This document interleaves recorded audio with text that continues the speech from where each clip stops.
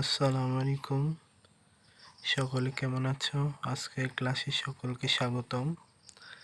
তো আজকে তোমাদের নবম দশম শ্রেণী জীববিজ্ঞান জীবের প্রজনন অধ্যায়ের একটি ফুলের বিভিন্ন অংশ লম্বচ্ছেদটা সংক্ষিপ্ত পরিসরে ব্যাখ্যা করব।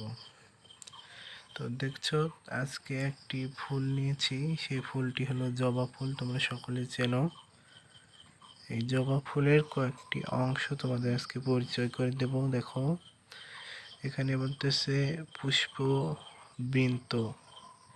তো আমরা জানি ফুলের বাইরের স্তবককে বৃতি বলে। তো এই যে বাইরের যে স্তবক আছে এটাকে আমরা বৃতি বলবো। তারপরে এই যে পুষ্পাক্ষ, এই যে ফুলের এই যে এখানে দেখতে পাচ্ছ তোমরা,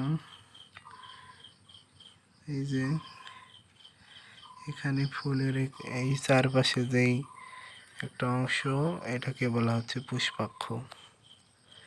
এবং পুষ্পাক্ষর ওপরে রয়েছে বৃত্তাংশ।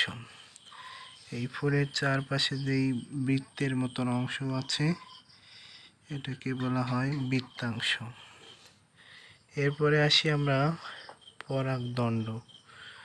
তো এই যে দেখতে পাচ্ছ তোমরা জবা ফুলের ছোট ছোট এই যে পরাগদণ্ড, এসব কিন্তু পরাগদণ্ড। পরাগদণ্ডর মধ্যে আবার আরেকটি অংশ আছে পরাগধানী। ঠিক আছে, এই যে ছোট্ট ছোট্ট দেখতে পাচ্ছ হলুদ, এইসব কিন্তু পরাগধানী। তো পরাগদণ্ড এবং পরাগধানীকে একত্রে বলে পুংকেশর। কি বলে? পরাগদণ্ড এবং পরাগধানীকে মিলেই পুংকেশর। এরপর রয়েছে সবথেকে ফুলের আকর্ষণীয় এবং বড় অংশ পাপড়ি। এই যে দেখতে পাচ্ছ বড় চারপাশে গোলাকার বড় বড় পাপড়ি। এরপরে রয়েছে স্ত্রীস্তবক। স্ত্রীস্তবকটা তিনটি অংশ। একটি হলো গর্ভদণ্ড, এই যে গর্ভদণ্ড,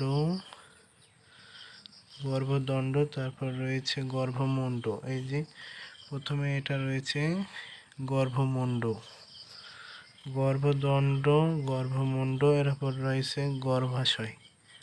তো গর্ভাশয়টা এটার ভেতরে থাকে, কোনো ফুলের ভেতরে থাকে গর্ভাশয়। ঠিক আছে, এই ফুলটাকে যদি আমরা ভাগ করি তাহলে কিন্তু আমরা পাবো গর্ভাশয়। তাহলে মোট কথা একটি আদর্শ ফুলের অংশ হলো কয়টি? এই যে দেখতে পাচ্ছ স্ত্রীস্তবক, পাপড়ি, পুংকেশর, বৃত্তাংশ এবং পুষ্পাক্ষ এবং বৃতি। এই সব কিছু মিলেই একটি ফুলের বিভিন্ন অংশ হয়। তো তোমরা জবা ফুলের মধ্যে এই কয়েকটি অংশ আশা করি বুঝতে পারলে। তো আজকের মতন এখানে আবার বিদায় নিচ্ছি। ধন্যবাদ সকলকে।